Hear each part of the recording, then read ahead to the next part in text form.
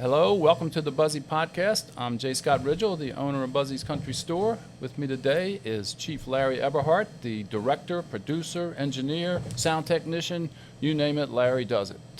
And my guest today is my main man, Brian Barnhill. Glad you did this. Well, thanks, brother. I didn't know if it was going to happen or not. Hey, we play it by ear. Let's start with 2000. You rolled in the Buzzy. Well, you were looking at property, right? Yeah. And 06? In early 06, mid 06, it was before June because we closed on June 20th of 06. Huh? Sharon and I were looking at property, and really were looking. We initially wanted one of those dome homes. We were going to buy, 4 or 5 acres, get this dome home. They had 2 levels with bump outs and stuff, bump out for the kitchen, bump out for the bathroom, all that kind of stuff. We actually even made a scale model of it. She got it, and it was great. I mean, she was, at the time, when we first started seeing each other again after so many years, she was living in Falls Church, and so we hooked up, and after or during my divorce, after hers, and we started. I'd go up to Virginia and whatever, but so. Now, where was she? Was she in Virginia and you were here? She was in Virginia. And I then wasn't that's here. when you decided to. And I said, "Hey, I want to see you." And she said, "Great." And I said, "The only problem is I can't move to Virginia when I have a job here and my girls." So she said, "I have no problems moving if I can get a job." And Is that how she ended up in Imagine One? Was that? that's how she ended up in Imagine One.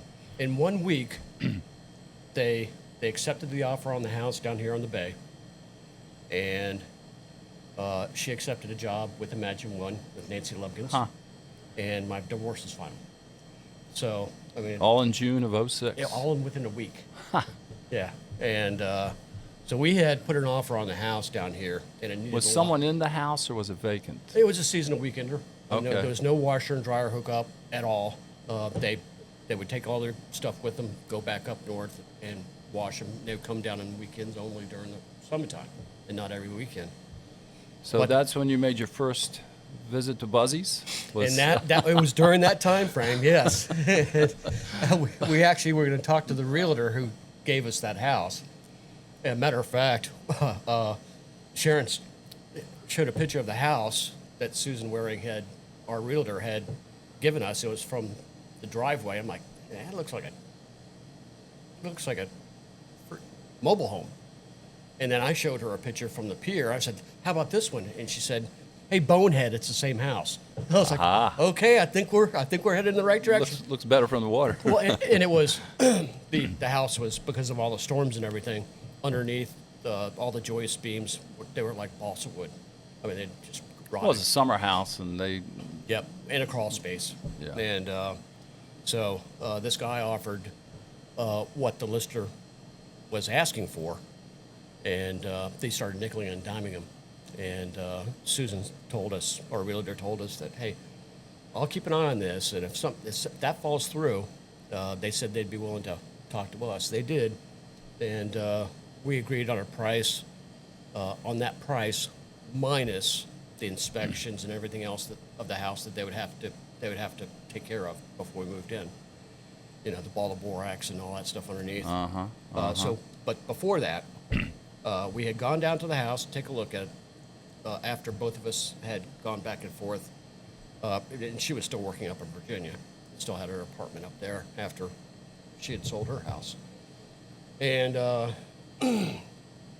was like, I saw the country store, and I was like, and she already knew the story about my great-grandmother having a country store in Texas. And it was no alcohol. I mean, you can go to a bar and drink, but they didn't sell alcohol on the shelves or anything like that. So I was like, man, this is going to be great. It was a sunny, bright, sunny day. And we pulled in, walked in the store, and I took my sunglasses off trying to adjust with the light, even though it was dimly lit. And there were 4 guys here. Buzzy was behind the counter reading his newspaper, and 4 guys were here. They once the door closed, they immediately stopped talking, and all the Got heads quiet. turned to us. I'm like, oh, maybe we shouldn't have come here. I started putting my hand back so I could protect Sharon. And now I talked to Buzzy, and he talked about Bruno, the one that had died, was hit by a car, died instantly, but he found him on the porch. Her, I guess. And then after that, Now, did the guys go back to talking? Usually, there's like a little lull in the conversation after they check right, you out. right. and they'll But go, then it was that- they were talking, but it wasn't loud. They were just kind of like kind of Yeah. yucking it up, so that not to disturb the conversation with Buzzy, I guess. But anyway, so that was that time, and then we came back again in 2008 after we closed on the house and on 20 June of 2006. Came back up in 2008, or came down. I had tried to save an osprey off the pier, and remember this.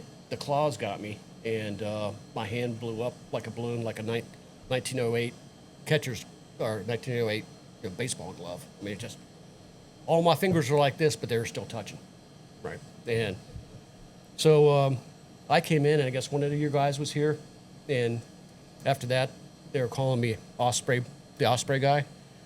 Well, then I came in. Oh, the Osprey was after that.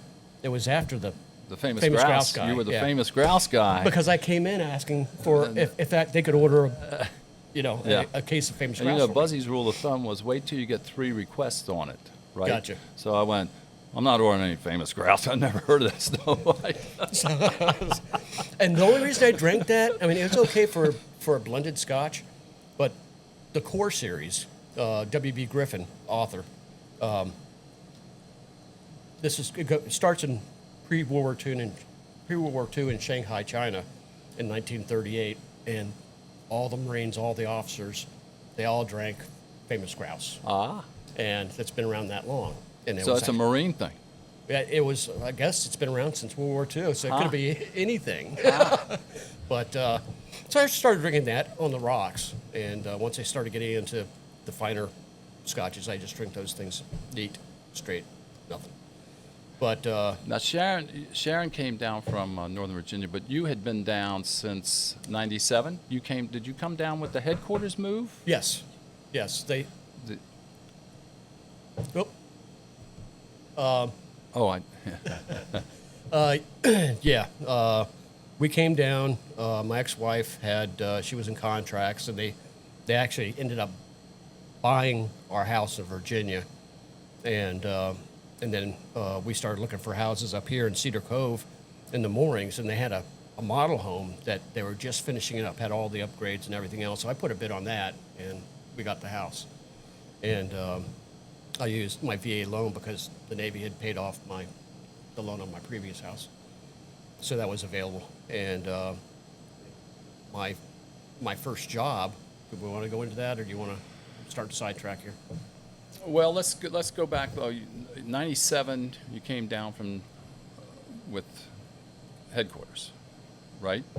Yes. So before that, you had gotten out of the Marine Corps, and What- I just got out of the Marine Corps, and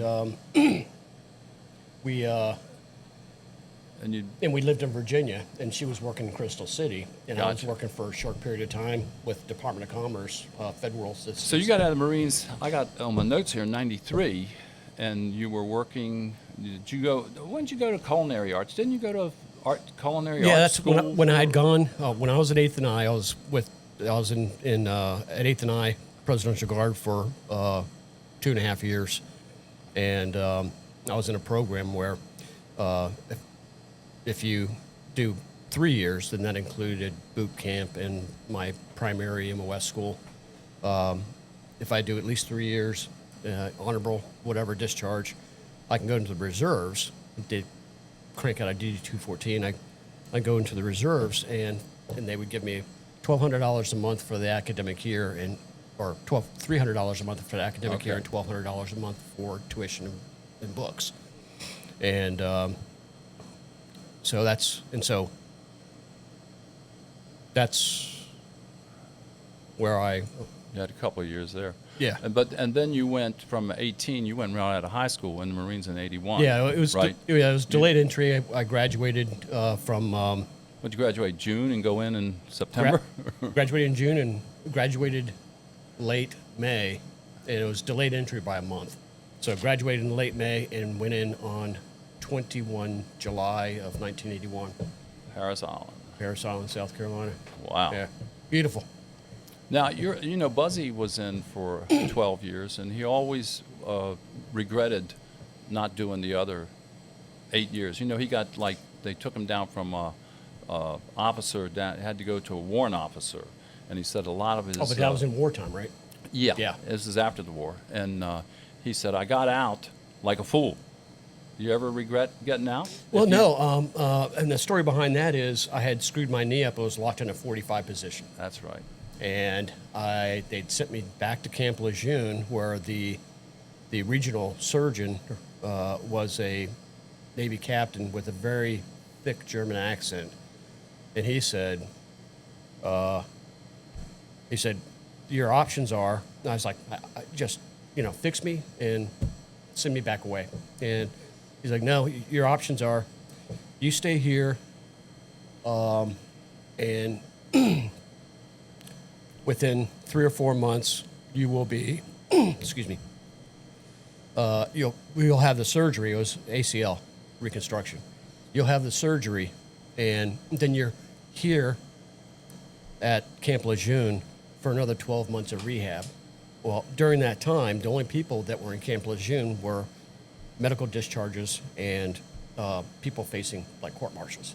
There was places empty. And that was 2nd LAR Battalion, 2nd Marine Division.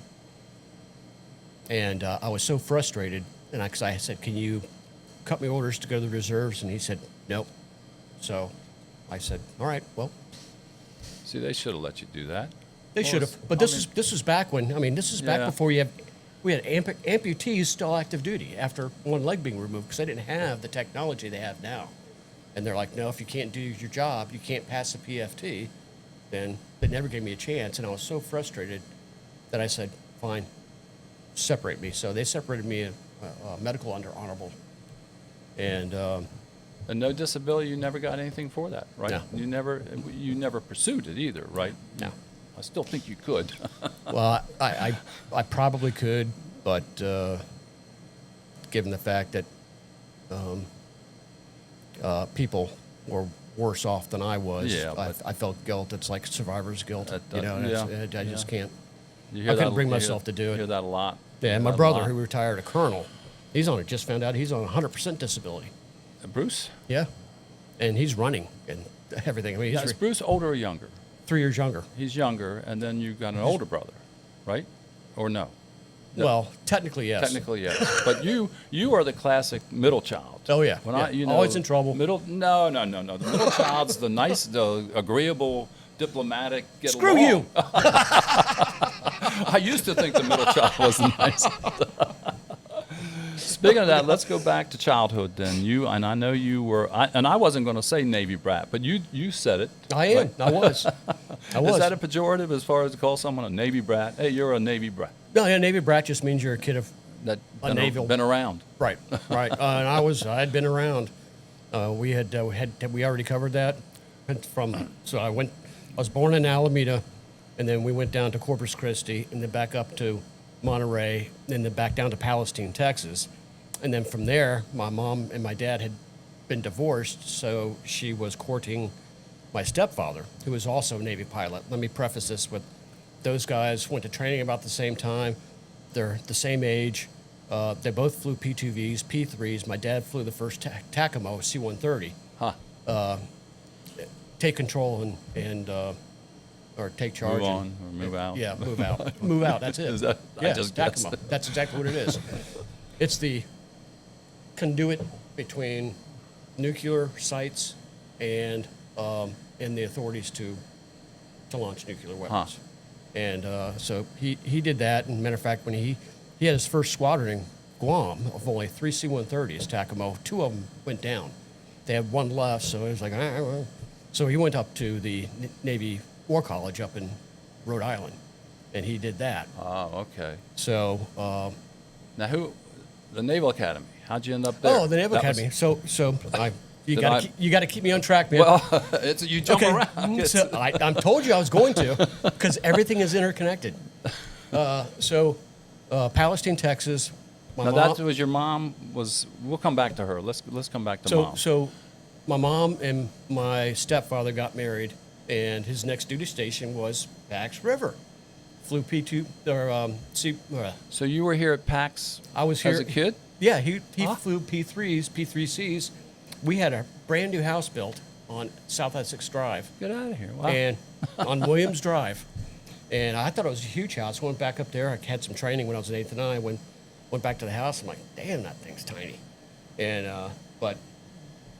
so anyway, we were here from 69 to 72. And then from 72 to 76, we were at the Naval Academy. We lived inside the yard. So we were kind of fenced in. They did have 3 gates. We're near Hospital Point as you go up the hill. To the hospital and then cemetery overlooking the obstacle course, and right across, that's where my stepfather, the walking bridge would take you right to the building where my stepfather taught weapons systems engineering. And so from there, did you go to Bucks County? You From there, graduated from yep, high school. Well, I went to Bates Junior High School in Annapolis, and that was, thank God I had my personality, because I was a minority, and but I got along with everyone. That middle child. Yeah, I middle guess. child knows how to get along. Hey, the middle child's the one that gets beat up too. So, Okay, let's go back to Palestine and Mom. Mom was she a Texan? Was she from? oh yeah, she's you're born and raised born Texas. and raised Texas. Yeah. And then the grandmother was, you've told me this, was that Mom's mom or Dad's mom? Who had the store? Oh, that was my mom's grandmother. That's Your my mom's grandmother. my great grandmother. We Great-grandmother. had 30 head of cattle, chickens all over the place. We had 2 horses, 2 Appaloosas, and no pigs or anything. But they pretty much they were self-sufficient. I mean, one of you boys go out and give me one of you remember the snuff. One of you boys go out there and give me your favorite chicken. Brought it. Here you go, Nanny. She grabbed her on the neck, and I wondered why that tree stump was black. Boom. And guess what we're having for dinner tonight? And it was the same thing with the cattle too. After my grandfather died, he was half Cherokee, half Choctaw, and my great grandfather, that is, she ran the store by herself, and she couldn't do it. It was a family effort. Didn't you send me some pictures of it? Is it still a building there or something? You No, sent me no. a I Googled it, and it's just they never rebuilt on it.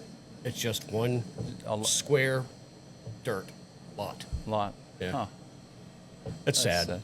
Now, where was the flying circus grandfather? The flying circus. That was that's my dad's side. Now, you think that's where you got this aviation fix, that Well, it's in your blood? My mom's dad, my grandfather, was one of the last down in Corpus Christi, where she lived at the time, as a kid. He was one of the last civilian instructor pilots in the Boeing Stearman and the biplane. And after that, they had the flying sergeants and the flying chiefs and all that stuff. But all the officers, they wanted ship, Navy, or they wanted, in the Army, they wanted to be cavalry. They wanted the sword and the horse and all the prestige. Well, once the chiefs, once everyone realized how exciting being a pilot was, they all of a sudden they're like phased out the flying sergeants and all those guys, and he came in as a fresh first lieutenant. Yeah. So he was one of the last ones. Matter of fact, I have a cup from one of his coffee mugs from the chow hall. It's one of those old mugs. It's got the little red line, little blue line up on the top. My mom gave me that, and I still have that to this day. That's cool. Yeah. That's cool. All right, well, let me bring you back to the future. Let's come back to 2006 and 7. You continued to work on base, and it was what? Well, you retired. You retired from the. I was out. Yeah. And then went to work for a contractor. And when did you retire? It seems like it was just a couple. I didn't years work ago. for a contractor. I got a job with NavAir. What do you mean? You were when you retired. I thought you retired from. You had your retirement party down here.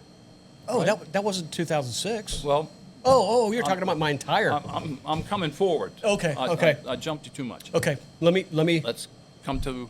Okay, let me get to that. Okay, so I worked at PMA 273. I was T45 configuration manager. All right, and then I went from there to V22, and I was V22 configuration management and production on the MV side, the Marine Corps side. And I went from there to the Harrier program, and I was the program manager for training systems. I was the only belly button up here because my entire team was down in NOC TSD. And so I did that from 2008 to 2013. And then I went from there to H-53 program, another Marine Corps program. And I was the MH and CH Echo airframes IPT lead. And then from there, I got a job because I did something so well, the stoplight charts. You were retired by that time. Health of naval aviation, all that stuff. And I did spreadsheets, and I had this book you could populate. You could populate a presentation on multiple Excel spreadsheets, and my legacy IPT lead, a lieutenant colonel, said. They briefed with the admiral. They came back and he said, "Job well done," and came back, pat. "You're going to do this full time?" I'm, wait a minute. I manage programs. Now you're telling me that I'm going to be a management assistant? And so I gave it a little while. They gave me my own office and everything, and I was just miserable. So I floated my resume out there. I got a call from the PMA 273. At the time, building 4010, right by the South Engineering Building, that big white one. Top, lower level, and lower level on the back of that building was all H-53. The top level on the other side of the building was PMA 273. I interviewed for the T-44, T-34 job, and I got it. So I essentially moved from one office on that side of the building to my office on the other side, on the back side of the building. So it was pretty simple change. And then things started happening where I didn't like where things were headed, and I was already had, by that time I paid my post-56 military deposit. I paid back 3% of what I earned in the Marine Corps, and so I paid that back and then rolled that into my retirement. So by that time, I was 57. I had 42 years in. And so I was like, I'm dropping my retirement papers because I got a job. Now, what year was that? That was in 2000 and... Remember, COVID was 2020. Everybody dates everything from COVID. So it was 2019 or 2020. I don't remember, but I used USA Jobs, and these guys from the P8 program had called me, and it was during COVID, so we had a remote interview, and it was a mission systems IPT lead, IPT lead, and on the P8 side, because PMA 290 had, they had the drones, they had P8, they had legacy P3s, and so it was a 3-tier thing. But we started talking, and I was telling him stories about when I used to rent Cessna 172s and fly over to Easton to get my $100 hamburger, and doing it one time in November. And it was cold, and we tied down and went in the restaurant, and I saw the sign on the chalkboard said, chicken noodle soup. I'm like, wow, that actually sounds really good. Something nice and warm in my tummy. I had that, and they had like a 1/3 inch layer of fat on top. Well, that didn't hit me until we were just, and it was bad. Yeah, I imagine. Yeah. St. Mary's, 7 Uniform Bravo, hasty, a 300-foot approach, runway 11 to St. Mary's, and had the guy that I was flying with was when I was in PMA 273 the very first time, way back in '97. He used to call me Private Pilot because we did Full Metal Jacket, Oh, yeah. stuff. And I said, hey, you got to tie this. Can you tie these things down? I got to go. So I went right into Piedmont Flight Center. Hey, Jim, give your paperwork in a minute. He's doing the hob meter, and be right back. Boom, boom, boom, boom. Yes. Gurgle, gurgle, gurgle. So when did you retire?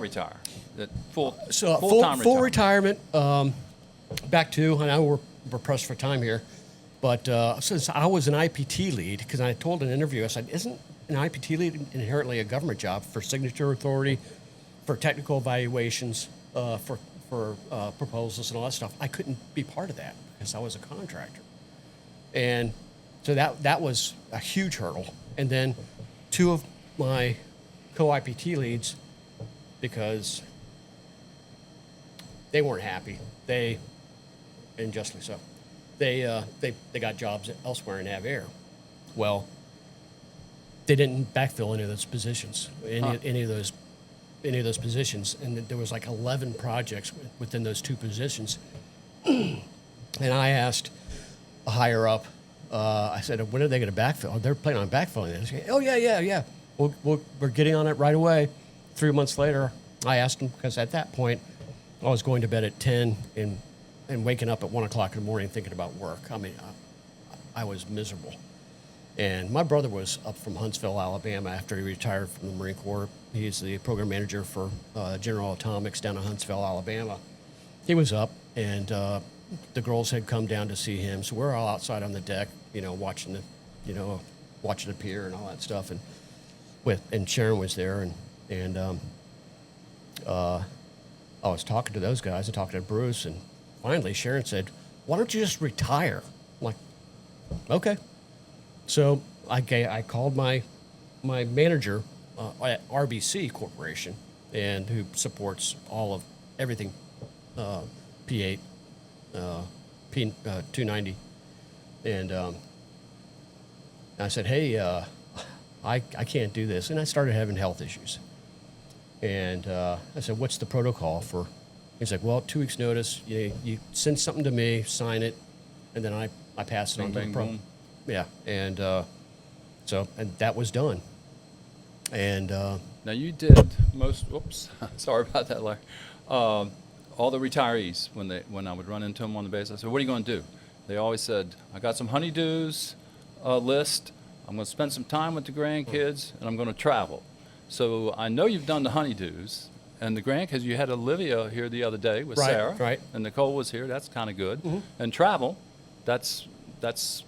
oh yeah, you and I Pam both and know. I have been around the world with you and Sharon. Oh yeah. You know? And then Some some. good memories. Remember that time at the moon? That was awesome. Most of them are good memories. I remember Bobby and Kathy were side by side. Pam had put us side by side, and it's late at night, and no one wanted to leave in the room. So it was late. I was going over the partition,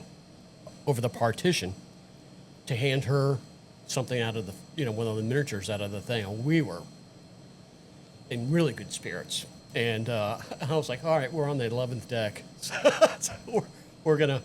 If something happens and I don't grab something, I probably won't remember it anyway. So, anyway. Thank you very much. All right, brother. Host. Thank you, sir. And thank you for joining us. I think it went pretty well. That's a lot of talking. Well, we'll do it again. How's that? Yeah, later on. Thank you. See you guys. See ya.